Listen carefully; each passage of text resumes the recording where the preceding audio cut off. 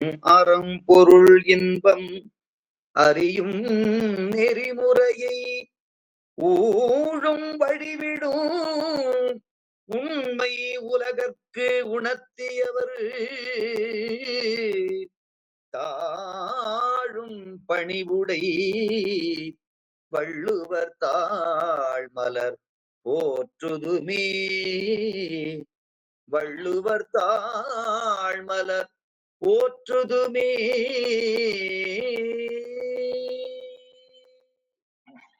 திருச்சிற்றம்பலம். அடியார் பெருமக்களுக்கு வணக்கம். அகர முதல எழுத்தெல்லாம் ஆதி பகவன் மோதற்றே உலகு. திருச்சிற்றம்பலம். அடியார் பெருமக்களுக்கு வணக்கம். எல்லாம் வல்ல சிவகாமி அம்மையுடனாகிய அம்பலவான பெருமானது திருவருட் பெருங்கருணையினாலும் அருபான் உம்மை நாயன்மார்களது குருவருடினாலும் திருவள்ளுவ நாயனார் அருளி செய்த திருக்குறளை சிந்திக்கக்கூடிய மிகப்பெரிய சிவபுண்ணியத்தை நாம் பெற்றோம். அந்த புண்ணியத்தை கருணையோடு வழங்கியருடைய திருவருளையும் குருவருளையும் போற்றி கேட்டு சிவபுண்ணியம் பெறுகிற தொண்டர்களின் திருவடிகளையும் சிறமேல் கொண்டு மனம் மொழி மெய்களாலே வணங்கி மகிழ்ந்தேன். நண்பர்களே, 1000 என்கிற பகுதியிலே கடவுள் வாழ்த்து, வான் சிறப்பு, நீத்தார் பெருமை, அரண் வலியுறுத்துதல் என்று 4 அதிகாரங்களை நாம் பார்த்தோம். ரொம்ப அருமையான பகுதி. அதை தொடர்ந்து இல்லற இயல் என்று ஒரு பகுதி. அந்த இல்லற இயல்ல இல்வாழ்க்கை, வாழ்க்கை துணை நலம், மக்கட்பேறு, அன்புடைமை, விருந்தோம்பல், இனியவை கூறல், செய் நன்றி அறிதல், நடுவு நிலைமை, அடக்கமுடைமை, ஒழுக்கமுடைமை, பிறனில் விளையாமை, பொறையுடைமை, அழுக்காராமை, வெகாமை, புறங்கூறாமை, பயனில சொல்லாமை, தீவினை அச்சம், ஒப்புரவு அறிதல், ஈகை, புகழ். 24வது அதிகாரம் இல்லறவியல்ல கடைசியாக இருப்பது. சென்ற வகுப்பு ஈகை பார்த்தோம், இந்த வகுப்பு புகழ். ஆக 20 அதிகாரம் இல்லறையியல். 1004 சேர்த்து 24வது அதிகாரம் புகழ். ரொம்ப அருமையான அதிகாரம் இந்த அதிகாரம்.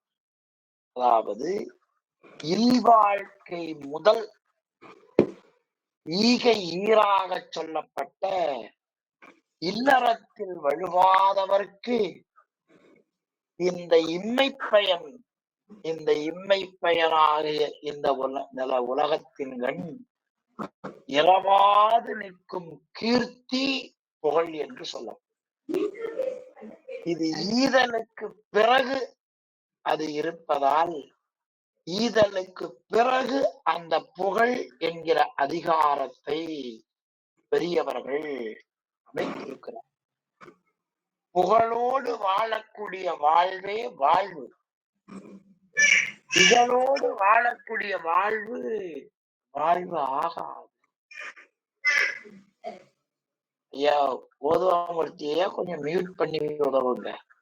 புகழோடு வாழும் வாழ்வே வாழ்வு, புகழோடு வாழக்கூடிய வாழ்வு வாழ்வாக. அப்படி இகழோடு வாழக்கூடிய வாழ்க்கை விலங்கு வாழ்க்கை. ஐயா ஓதுவாமூர்த்தி ஐயா,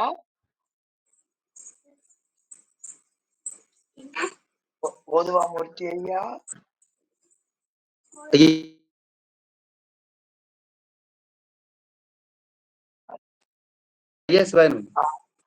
நன்றி நன்றி பெருமானே.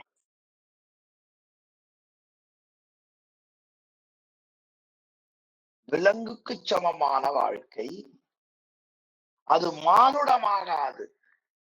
ஈதலே பெரிதும் புகழுக்கு அடிப்படையாகும் என்கிற காரணத்தினால் ஈதலுக்கு பிறகு புகழ் என்கின்ற அதிகாரத்தை வைத்தார்கள். ரொம்ப நல்ல அதிகாரம் புகழ். அது கீர்த்தி என்று சொல்லப்படுவது. இந்த புகழ்கள்ல இறைவன் புகழ்தான் உயர்ந்தது. அதை கீர்த்தி என்று சொல்லுவார்கள்.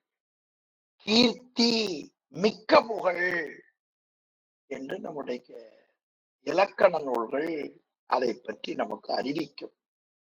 இந்த இறைவன் புகழே புகழ். அதை அருமையா நம்ம காட்டுவார்.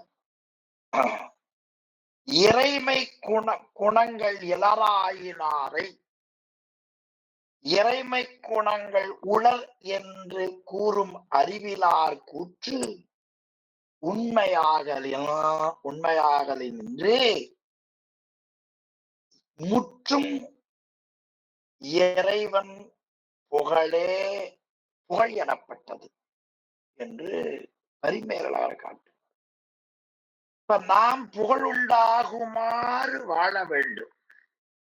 அதுதான் இந்த உயிருக்கு ஊதியம் என்று காட்டினார்.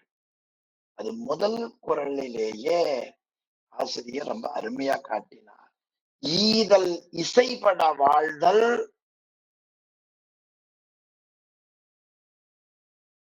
வாழ்க்கையில புகழுண்டாகும்படி வாழ வேண்டும்.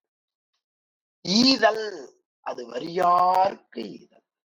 இசைப்பட வாழ்தல் அப்படி வறியவருக்கு கொடுப்பதால் புகழுண்டாகும்படி வாழ வேண்டும்.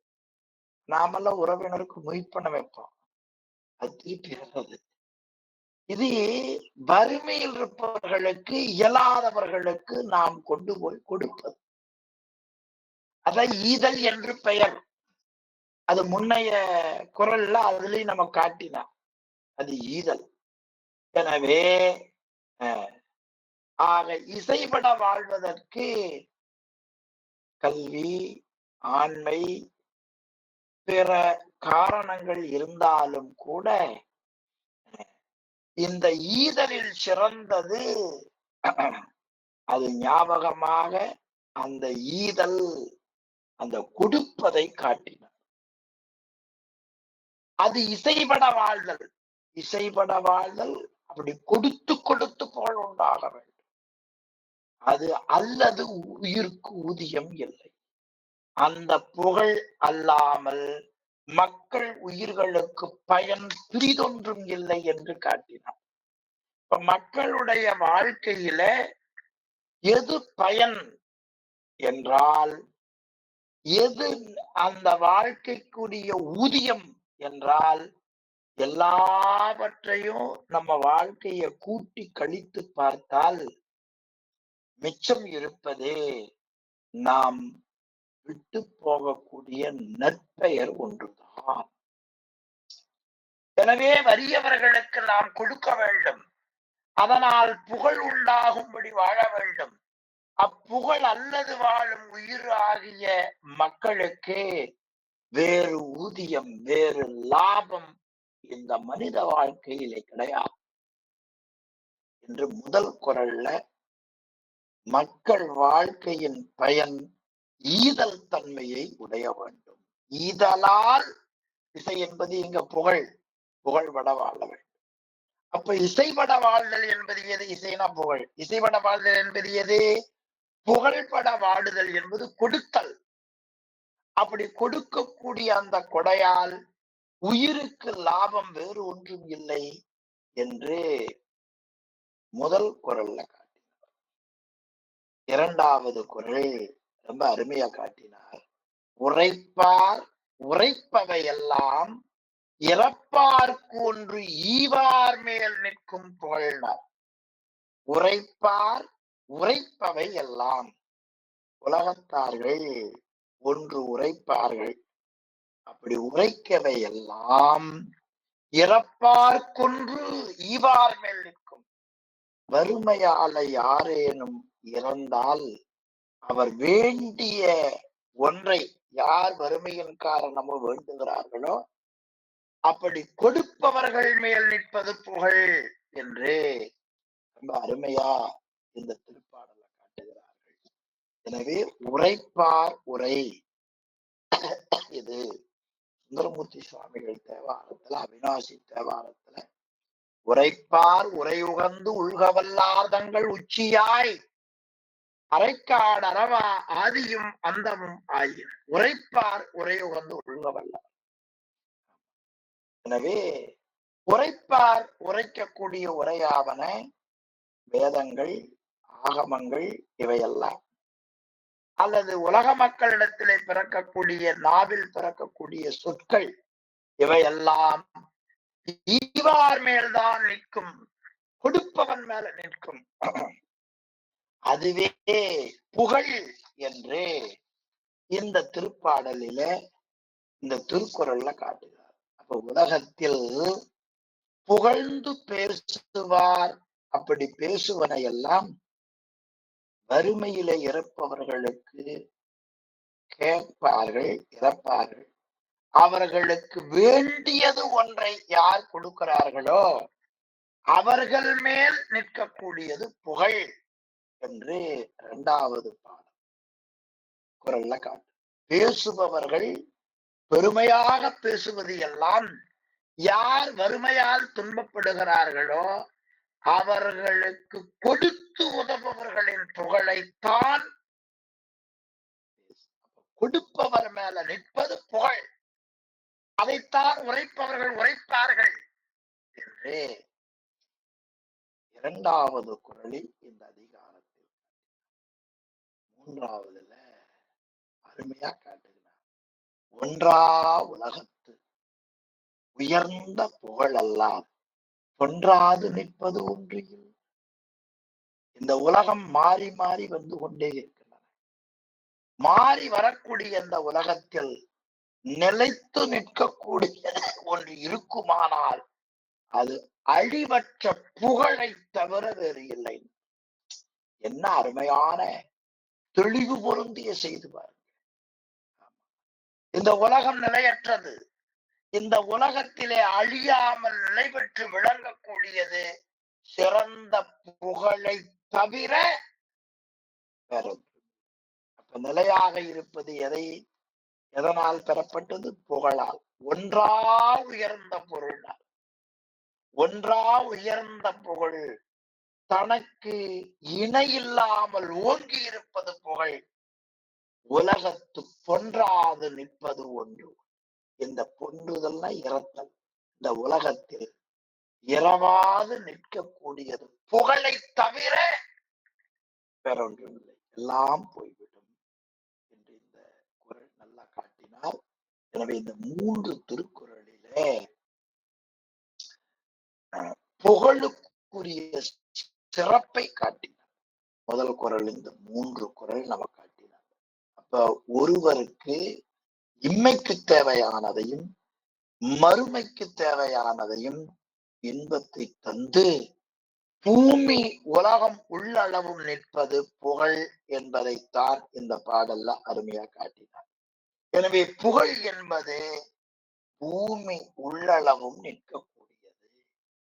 இது புறநானூறு, பெருங்கதை, சீவக சிந்தாமணி இவைகளை எல்லாம் அங்கெல்லாம் அந்த புகழை பற்றி பலவிதமான மேற்கோள்களை காட்டியிருக்கிறார்கள். இவையெல்லாம் ஆசிரியர், தெய்வ புலமை ஆசிரியர் இந்த பகுதியிலே நன்கு காட்டியிருப்பதை நாம் பார்க்கிறோம். எனவே ஒன்றா உலகத்து உயர்ந்த புகழல்லால் பொன்றாது நிற்பது ஒன்று இல் என்று 3வது குறள்ல காட்டினார். இனி 4வது திருக்குறள். நிலவரை நீள் புகழ் ஆற்றின் புலவரை போற்றாது புத்தேள் உலகு. ரொம்ப அருமையாக இந்த குறள்ல காட்டுகிறார்கள். பெரும்பாலும் இந்த உலகத்திலே இருக்கக்கூடிய மக்கள் தேவலோகத்திலே இருக்கக்கூடிய அந்த தேவர்களை போற்றுவார். அப்படி தேவர்களை போற்றக்கூடிய அந்த தேவர்களை வணங்கக்கூடியவர்களும் கூட இந்த உலகத்திலே புகழை பெற்றுவிட்டால் அந்த புகழைத்தான் போற்றுவார்கள். தேவர்களை போற்றுவார். அங்கிருக்கிற தேவர்களை போற்றாமல் இந்த புகழை பெற்றவர்கள்தான் புகழை பெற்றவர்களைத்தான் போற்றுவார். எனவே புகழ் பெற்றவருடைய சிறப்பு வானுலகத்திலே இருப்பவர்கள் தேவர்களை போற்றாமல் புகழுடையவர்களை போற்றுவார். எனவே புகழுடையவர்கள் தேவர்களை காட்டிலும் உயர்ந்தவர். எனவே தேவர் என்று போற்றி பூசிக்கப்படுபவர்களுக்கு கூட அந்த மதிப்பு கிடையாது. எனவே நிலவரை நீள்முகழ் ஆற்றில் ரொம்ப அருமையா காட்டினார். இந்த நில உலகத்தின் கண்ணே அழியாமல் இருக்கக்கூடிய புகழை நாம் செய்தோமானால் நிலவரை நீள்முகழ் ஆற்றில் அப்படி அந்த புகழ் உண்டாகும்படி நாம் வாழ்வோமானால் புத்தேள் உலகு புலவரை போற்றார். புத்தேள் உலகு புலவரை போற்றார். ஆக புத்தேள் என்பது தேவர்கள் உலகம். அது அந்த தேவர்களை போற்றாமல் இந்த புகழை போற்றியது என்று அருமையா நம்ம காட்டுறப்ப தேவர்களை தெய்வலோகத்தவர்கள் போற்றுவார்கள். அவர்கள் போற்றுவார்கள். அப்படி அந்த தேவர்களை தெய்வலோகத்திலே இருப்பவர்கள் போற்றினாலும் கூட இந்த பூமியிலே இருப்பவர்கள் புகழ் உண்டாகும்படி வாழ்ந்தால் அவர்களை போற்றாமல் இவர்களை போற்றுவார்கள் என்று ரொம்ப அருமையா உரையாசிரியர் பெருமக்கள் காட்டியிருக்கிறார். அப்படின்னு என்ன பொருள் கேட்டா, இந்த பூமியில புகழ் உண்டாகும்படி வாழக்கூடியவர்கள் இவர்களை புகழ்வாரே தவிர தேவர்களை ஏற்க மாட்டார் என்று 4வது குறள் ரொம்ப சிறப்பா குறள். அதுல என்னன்னு கேட்டா, இந்த நில உலகத்தின் நிலை நிற்கக்கூடிய புகழை ஒருவன் செய்வானானால் தேவருலகமும் அவனையே போற்றும். ஆனால் தேவருலகத்திலே இருக்கக்கூடிய தேவர்களை போற்றாது. எனவே மானுடம் புகழே அங்க தேவலோகத்திலேயும் மண்ணு புகழாக மாறியிருக்கும் என்பதை இந்த 4வது குறள்ல காட்டினார். 5வது குறள் நந்தம்போல் கேடும் உளதாகும் சாக்காடு வித்தகர்க்கு அல்லால் அறிந்து. புகழோடு வாழக்கூடிய வாழ்வும் பிறகு நாம் இறந்துவிட்டால் நம் புகழ் மட்டும் நிற்கும். இந்த 2 வாழ்க்கையும் பெரியவர்களுக்கு அன்றி பிறருக்கு வாய்க்காது. வித்தகர் பெரியவர், வித்தவர்க்கு அல்லால் அரிது. எது? நத்தம்போல் கேடும் உளதாகும் சாக்காடு. நந்தம் போல் உள்ளதும் கேடு சாக்காடு. அதாவது நத்தம் என்பது ஆகும். ஆக நத்தம் போல் கேடும் உளதாகும். புகழுடம்பிற்கு ஆக்கமாகும் கேடும் உளதாகும். சாக்காடும் புகழுடம்புக்கு உளதாடும் சாக்காடும் வித்தகர்க்கல்லால் அறியும். ஆக இந்த உடம்பில் வாழும் போது நாம் செய்யக்கூடிய அந்த புகழ், அந்த வாழ்க்கை இருக்கிறதே, ஆமா, புகழோடு வாழக்கூடிய வாழ்க்கை. பிறகு அவர்கள் இறந்து விட்டால் புகழ் மட்டும் நிற்கும். இப்ப 2 வாழ்க்கை. வாழுகிற பொழுது புகழ் உண்டாகும்படி வாழக்கூடிய ஒரு வாழ்க்கையும், இறந்த பிறகு புகழ் மட்டும் நிற்கக்கூடிய ஒரு பெயரும் யாருக்கு கிடைக்கும்? பெரியவருக்கே கிடைக்கும். அன்றி பிறருக்கு வாய்க்காது. எனவே புகழோடு வளர்கின்ற வாழ்வும், பிறகு புகழ் மட்டும் நிற்கும், நாம் அழிந்து விடுவோம். அந்த சாவும் பெரியவருக்குத்தான் கிடைக்குமே தவிர மற்றவர்களுக்கு அது கிடைக்காது என்பதாக 5வது குறள்ல காட்டுவார். ஆமா, சிலர் தம் கேடு புகழை தரும் கேடு. மற்றவர்களுக்காக, நாட்டுக்காக தியாகம் செய்து அழிபவரெல்லாம் அவங்க நிச்சயமா அழிபவர்கள் அல்ல. இன்னும் சொல்ல போனா சிலர் செத்தாலும் வாழ்வார்கள். அவருடைய புகழ் வாழ்ந்து கொண்டே இருக்கும். அதுதான் நமக்கு இருக்க உள்ளதாகும் சாக்காடு. எனவே அவர்கள் இறந்தாலும் கூட அவர் புகழுடம்பாய் வாழக்கூடியவர்களே ஆவார்கள். எனவே நாம் புகழ் உண்டாகும்படி வாழ வேண்டும். அது வித்தகருக்குத்தான் கிடைக்கும் என்று காட்டினார் 5வது குறள்ல. அடுத்த 6வது குறள்ல கொஞ்சம் வெளிப்படையா காட்டினார். தோன்றில் புகழோடு தோன்றுக, அகுதிலார் தோன்றலின் தோன்றாமை நன்று. ஒரு காரியம் செய்ய வேண்டும் என்றால் அந்த காரியத்தின் மூலமாக புகழ் வருமாறு அதனை செய்ய வேண்டும். தோன்றின் ஒரு செயலை நீ செய்ய வேண்டும் என்று தொடங்கினால் அதன் மூலமாக புகழ் உண்டாகுமானால் நீ அதை செய்யலாம்.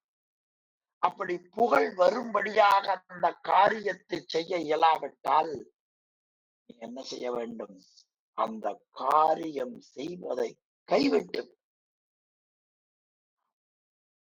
அதை செய்யாமல் இருப்பதே நன்று.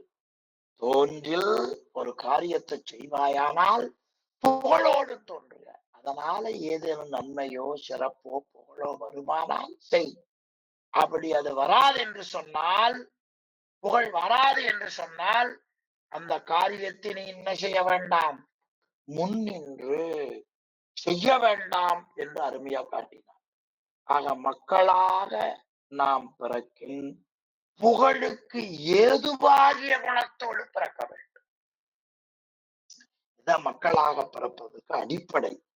அந்த குணம் இல்லாதவர்கள் மக்களாக பிறப்பதை விட விலங்காக பிறத்தலே மேல் என்று பரிமேலழகர் கூடுதலாக காட்டு.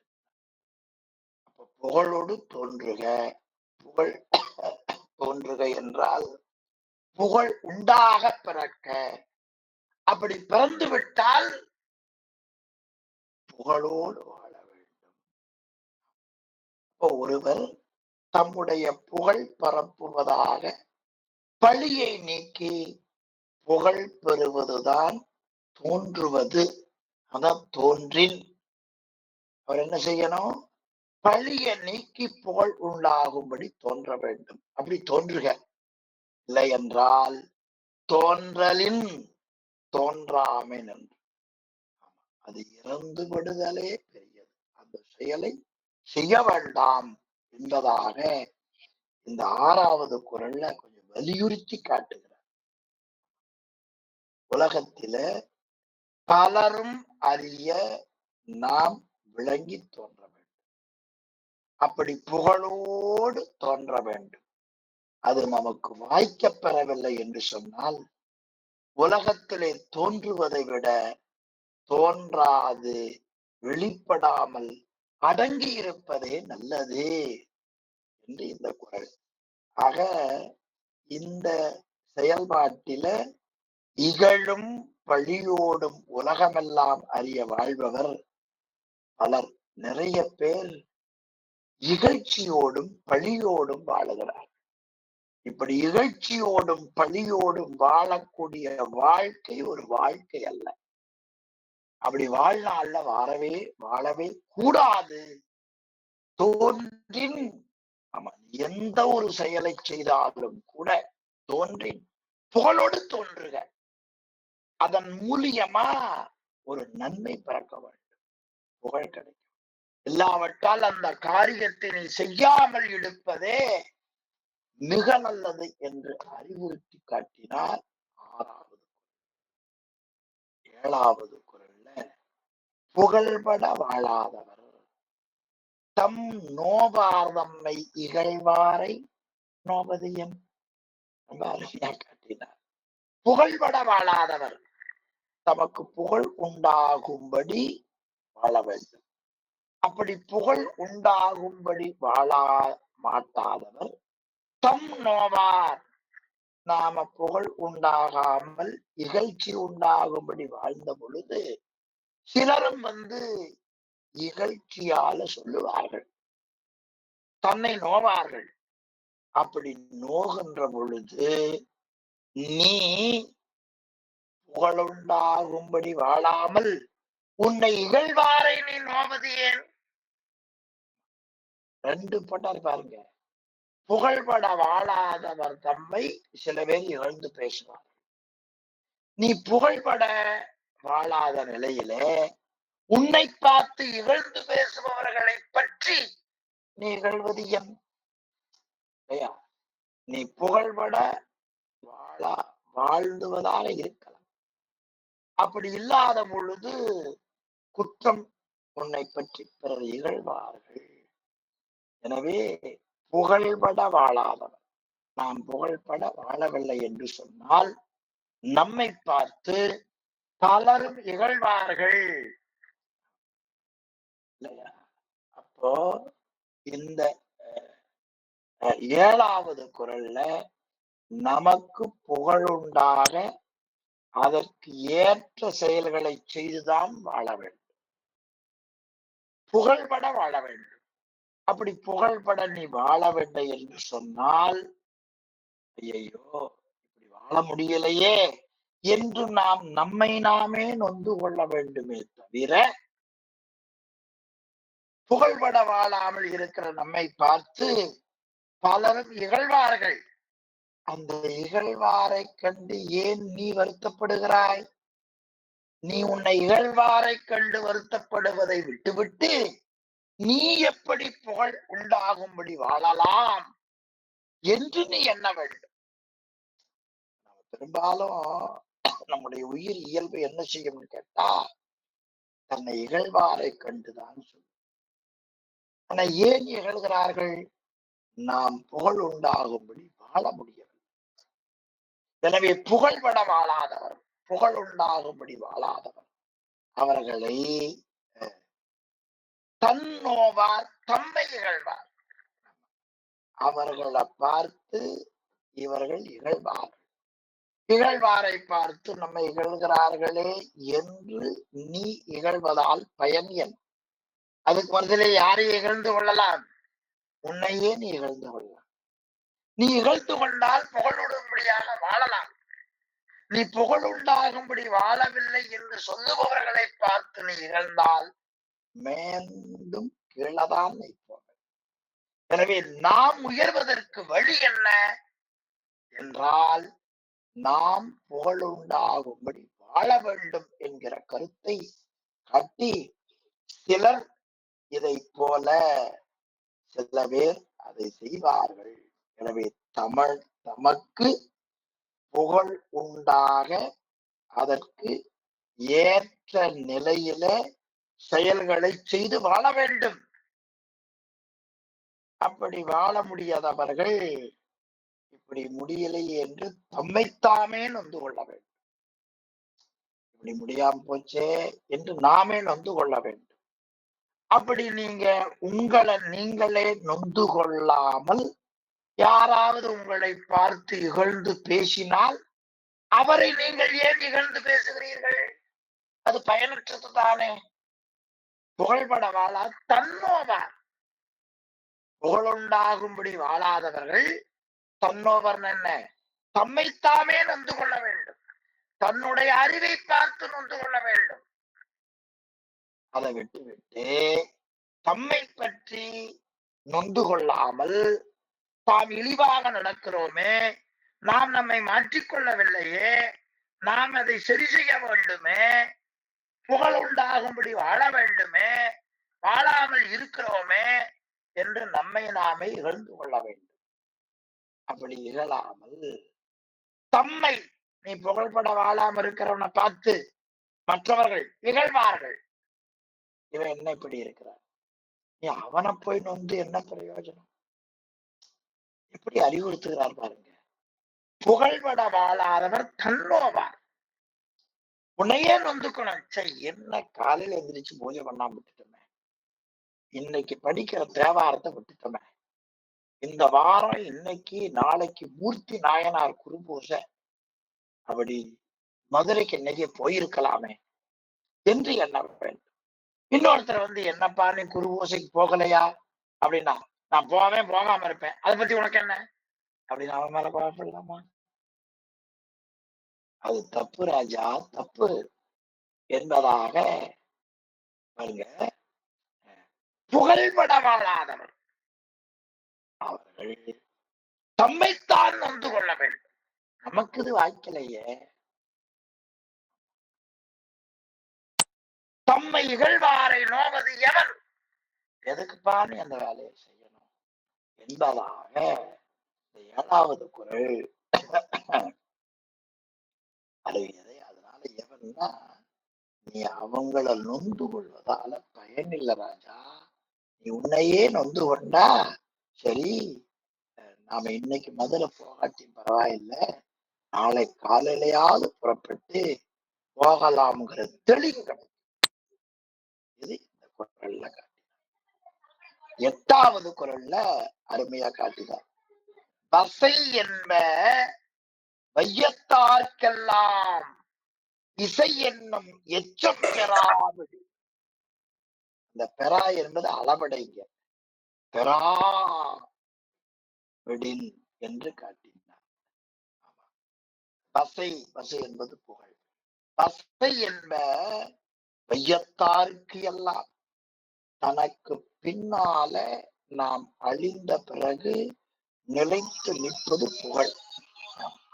அதான் நமக்கு பின்னால அழிந்து நிற்கக்கூடிய புகழ் என்று நாம் பார்க்கிறோம். அதனால் பசை என்ப வையத்தாருக்கெல்லாம் இசை. எனவே தனக்கு பின்னால நிலைத்து நிற்கக்கூடிய அந்த புகழை சேமித்து வைக்காதவனுடைய வாழ்க்கை எது போல இருக்கும்? பலருடைய பழிக்கும் ஆளா. வையத்தாருக்கெல்லாம் இசை, உலக மக்கள் எல்லாம் பழித்து பேசுவார்கள். எப்பொழுது? வசை என்னும் எச்சம் பெறாவிடில். 8வது குறள் ரொம்ப காட்டினார். இப்ப புகழ்பட வாழ்வதே மனித வாழ்க்கையினுடைய கடமை. புகழ் இல்லாவிட்டால் போகிறது என்று வாழ்வது மடமைன்னு காட்டினார். புகழ் உண்டாகும்படி வாழ வேண்டும். அப்படி நீ புகழ் பெற வாழவில்லை என்று சொன்னால் உலகம் உன்னை பழிக்கும். அது இசை என சொல்லப்படும். எனவே தமக்கு பிறகு, நாம் வாழ்ந்த காலத்துக்கு பிறகு, உயிர் போன பிறகு எஞ்சி நிற்பது புகழ். அந்த புகழை பெறாவிட்டால் உலகத்தார்கள் யாராயிருந்தாலும் சரி, அவர்கள் அனைவருக்கும் அதை வசை இழித்து பேசுவார்கள். எனவே நீ இசையாகிய புகழை பெறாமல் இருப்பது வசையாகிய இழிவு சொல்லிக்கு காரணமாகிவிடும். வசை என்பது இழிவு, இசை என்பது புகழ். ஐயத்தாரெல்லாம் வசை என்பது இசை என்னும் எச்சம் பெறாத நிலை. இசை என்னும் எச்சம், புகழ் என்னும் எச்சம் பெறாமல் இருப்பது. அது பெறாது ஒளிவார்களால் சொன்னால் வையத்தாருக்கெல்லாம் வசை என்ப. எல்லாரும் அதை இகழ்ச்சி என்று சொல்லுவார்கள். நல்லோர்கள் என்பதாக நமக்கு இந்த குறளிலே 8வது குறள்ல மிக தெளிவா காட்டி இருக்கிறதை ரொம்ப நல்ல குறள்.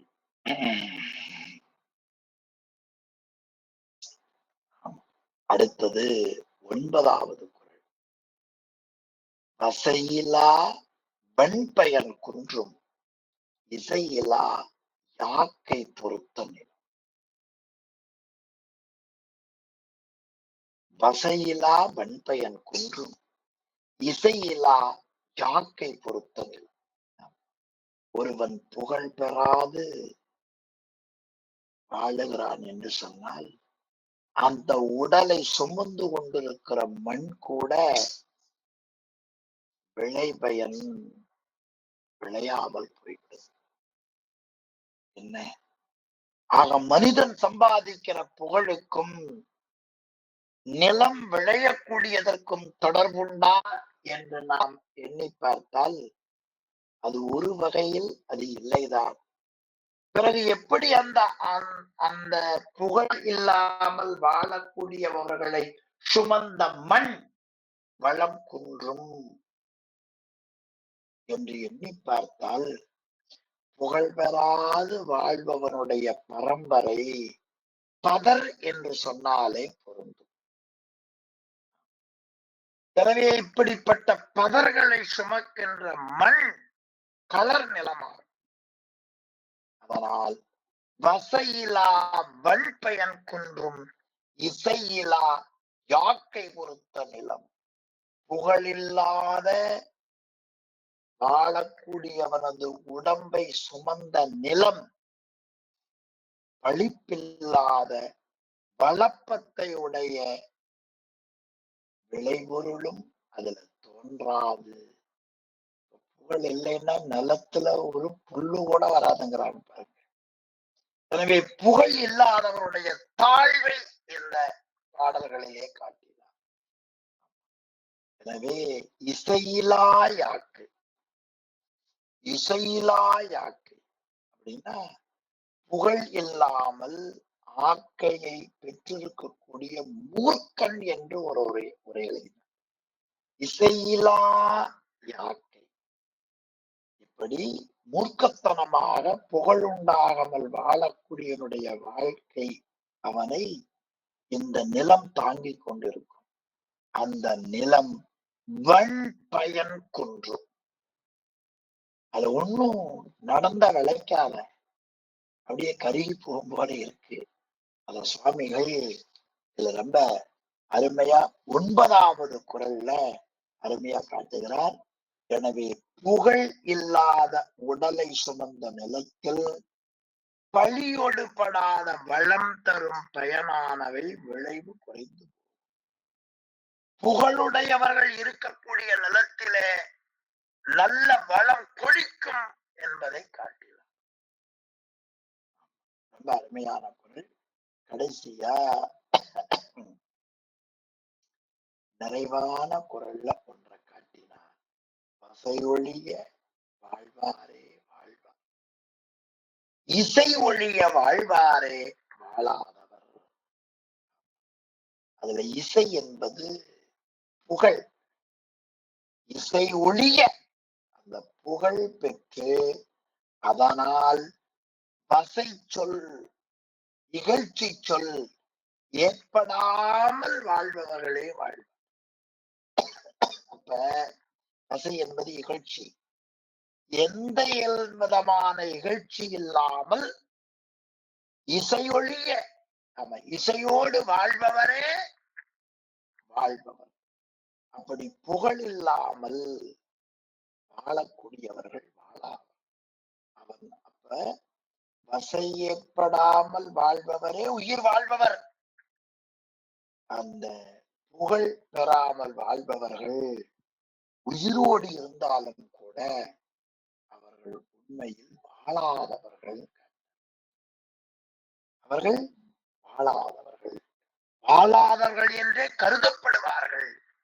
எனவே வாழ்வது என்பதற்கு அடையாளம் நல்ல குணம், நற்செயல்கள், ஈகை முதலியவைகளை வாழ்க்கையில் பயன் உண்டாகும்படி செய்து அந்த முறைகளை கடைபிடித்து அதன் மூலம் புகழ் பெற வாழ்வதே வாழ்க்கை. வாழ்வாரே வாழ்வார். அதான் வாழ்க்கை. அப்படியே நல்ல ஆசிரியரிடத்துல பாடம் கேட்ட மாணவர் வாழ்ந்தேன் தவக்கடலே என்று காட்டுகிறார். எனவே பசையொழிய வாழ்வாரே வாழ்வார். தன்னிடத்துல எந்த விதமான இகழ்ச்சியும் உண்டாகாமல் உயிர் வாழக்கூடியவர்களே வாழ்வார்கள். புகழ் உண்டாகாமல் வாழ்வார்கள். இறந்தவர்கள் ஆவார்கள். புகழ் இல்லாதவர்கள் பிணத்தோடு ஒப்பர்னு காட்டுகிறார். இது அப்படியே நீங்க தத்துவ நூல்ல போனீங்கன்னா நல்ல குருநாதர் கிடைத்து அந்த குருநாதர் காட்டிய வழியிலே நீங்கள் நெறிகளை கடைபிடித்தால் உங்கள் வாழ்க்கை பயனுடையதாக ஆகும். அதனால மனவாசம் நடந்தார் உண்மை விளக்கு நூல்ல அருட்கடலே வாழ்ந்தேன் என்று நிறைவு செய்கிறார். அதான் வாழ்க்கை. எனவே அந்த வாழ்க்கை இகழ்ச்சி இல்லாத வாழ்க்கை தான் வாழ்க்கை. புகழ் இல்லாமல் வாழக்கூடிய வாழ்க்கை ஒரு வாழ்க்கையாக கருதப்படாது. அது நடைபெறும் போல கருதப்படும். எனவே வாழ்க்கை அந்த இல்லறத்தில நிறைவாக இருப்பது புகழ். அந்த புகழோடு வாழ்பவர்கள்தான் வாழ்பவர்கள். புகழ் இல்லாமல் வாழ்பவர்கள் நடைபெறும் என்று நமக்கு காட்டியிருக்கிறார்கள். இந்த அறநெறிகள் எல்லாம் ஒரு சிறிது கூட இல்லறத்தில் வாழ்பவர்களுக்கு சொல்லப்படுவதில்லை. இன்னைக்கு திருமண வாழ்க்கையை மேற்கொள்பவர்கள் இந்த 20 குறள்ல இருக்கிற ஒரு செய்தியாவது சொல்லணும். அவங்கதான் கல்யாணம் வைக்க தயாரானவங்க. இல்லற வாழ்க்கை நடத்துவர்கள். இல்லற வாழ்க்கைய பார்க்கணும்னா பொண்ணு தேடணும்னா அவங்களுக்கு எவ்வளவு சொத்து இருக்கு, எவ்வளவு சம்பளம், இதாங்க பேச்ச. அவ என்னவா இருந்தாலும் பரவாயில்ல போல் இருக்குது, எடுத்தோன்னா கேக்குறாங்க. ஆனா இல்லறம் என்று சொல்வதில் 20 அதிகாரங்கள்ல பிரிச்சு பிரிச்சு பிரிச்சு பிரிச்சு காட்டுது. உன்னுடைய இல்லற வாழ்க்கை எப்படி இருக்க வேண்டும் தெரியுமா என்பதை வள்ளுவரை போல நெறிகாட்டியவர்கள் எளிமையாக இருக்க முடியாது. உன்னுடைய இல்வாழ்க்கையிலே நீ கடைபிடிக்க வேண்டியவைகள் ஆனவை நல்ல மனைவியை பெற வேண்டும். அதன் மூலம் நல்ல மக்கள் பெருகிய வேண்டும். அப்படி அப்பாவும் அம்மாவும் பிள்ளையும் சேர்ந்து தன் குடும்பத்திற்கு அன்பு என்பது ஒரு உடைமை பொருளாக இருக்க வேண்டும். அந்த அன்பை வைத்துக் கொண்டு வந்தவர்களுக்கெல்லாம் உணவளிக்க வேண்டும். அப்படி உணவளிக்கிற பொழுது வாழ்க்கையில எப்பொழுதும் கடுஞ்சொல் பேசாமல் இனிய சொற்களையே பேச வேண்டும். உன் வாழ்க்கையில் உயர்வதற்கு உலக மக்களும் சான்றோர்களும் கடவுளும் பெற்றோர்களும் என்ன உதவி செய்திருக்கிறார்கள் என்று செய்த நன்றியை அறிய வேண்டும். நடுவு நிலைமை பெறலாமல் வாழ வேண்டும். எவ்வளவு படித்தாலும் படித்த தன்முனைப்பில்லாமல் குடும்ப வாழ்க்கையில பெரியவர்களுக்கு ஏற்ப அடங்கி நடக்க வேண்டும். இல்வாழ்க்கையில் தலை சிறந்த பண்பு ஒழுக்கத்தை கடைபிடிக்க வேண்டும்.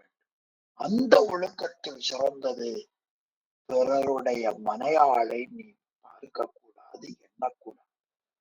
அதற்கு ஏற்ப அறிவு மயங்கியதற்கு ஏற்ப உன்னிடத்திலே பொறுமை இருக்க வேண்டும். உன்னிடத்திலே பொறாமை கூடாது. உன்னிடத்திலே வெகாமை வரக்கூடாது. குடும்ப வாழ்க்கையில நங்கையாளை பத்தி மாமியார் ஓட்டம், மாமியாரை பற்றி தங்கச்சியை பத்தி, அண்ணனை பற்றி புறங்கூறுதல் கூடாது. வாழ்க்கையில தினமும் பயனுடைய சொற்களை பேசு. பயனில்லாத சொற்களை நீ பேசுவதை தவிர்த்து விடு. வாழ்க்கையில தீமை செய்ய சூழல் வந்துவிட்டால் வினையின் காரணத்தால் அதை கண்டு பயப்படு. பயப்படாம கொல்லுவதற்கு துணிவாக இருக்காதே. தீவினையை கண்டு நீ பயப்படு. பிறகு நல்ல குடித்து வாழ உப்புரவு அறி. அதன் மூலம் ஈகையை செய். இதன் மூலமாகத்தான் இல்லறம் நடத்துவுடைய உன் வாழ்க்கை புகழுடையதாக ஆகும் என்று 20 அதிகாரங்களிலே பிரித்து பிரித்து காட்டினார். இதை ஏதேனும் ஒரு சுருக்க முறையிலாவது இந்த இல்லற வாழ்க்கையை மேற்கொள்பவர்களுக்கு சொல்ல வேண்டும் இல்லையா?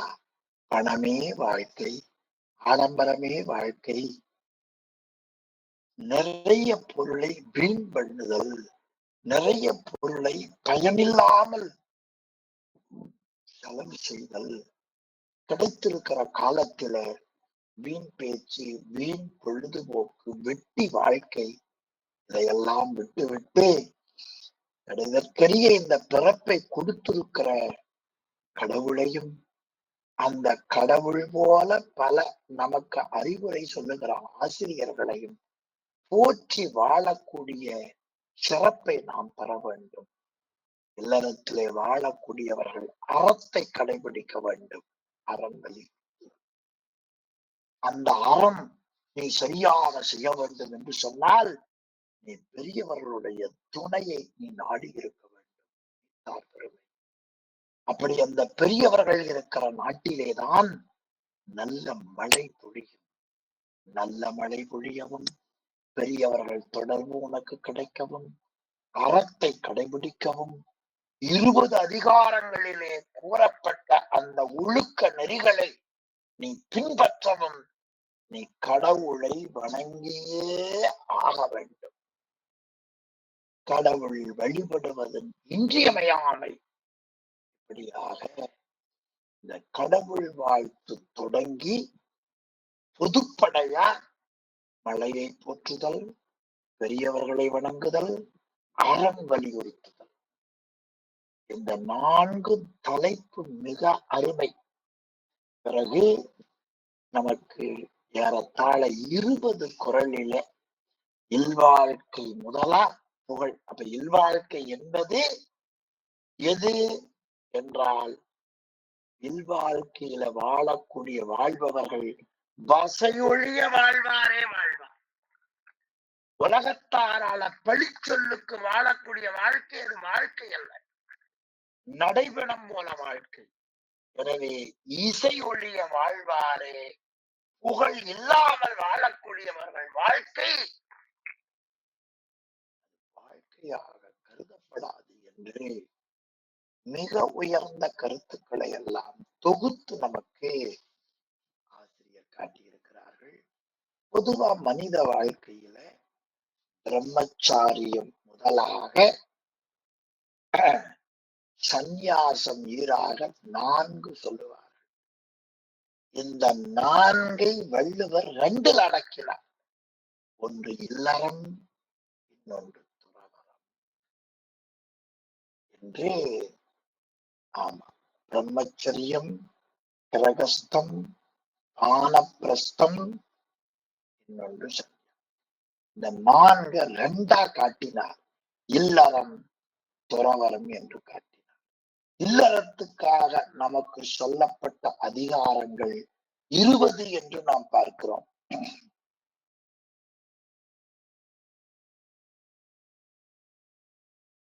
அதிகாரங்கள் இல்லறத்தை காட்டினார். இனி துறவரம் என்கிற பகுதியில ஏறத்தாழ நமக்கு 13 அதிகாரங்களிலே துறவர இயலை பற்றி நமக்கு காட்ட இருக்கிறார்கள் ஆசிரியர் பெருமக்கள். எனவே இல்லற வாழ்க்கையிலே வாழக்கூடியவர்கள் புகழுண்டாகும்படி வாழ வேண்டும். இந்த அதிகாரங்களிலே கூறப்பட்ட அருள் செயல்கள் எல்லாம் இந்த கடைபிடித்து ஒழுகக்கூடிய வாழ்க்கையை கடவுள் அருள் புரிய வேண்டும்.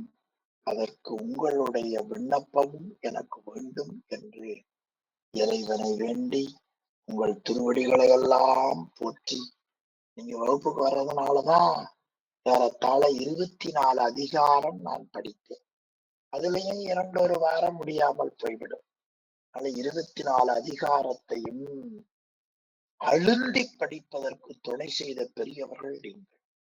எனவே உங்களையும் போற்றி திருவருடையும் போற்றி இந்த அளவில இன்றைய வகுப்பை நிறைவு செய்வோம். தாயிரமும் இல்லற இயலும் நிறைவு செய்திருக்கிறோம். இனி அடுத்து தொடங்கக்கூடியது துறவற இயல் என்ற பகுதியை நினைவூட்டி இன்றைய வகுப்பை இந்த அளவில நிறைவு செய்வோம். சிவாய நம. திருச்சிற்றம்பலம். ஐயா ஓதுவாமூர்த்தி ஐயா, ஐயா சாயனம் ஐயா. வாழ்வாவது மாயம் பாடுகிறேன் இருக்கும் ஐயா. சம்பளம் வாழ்வாவது மாயம் இது மண்ணாவது திண்ணம் போவது பிறவி கடல் பசி நோய் செய்த பரிதா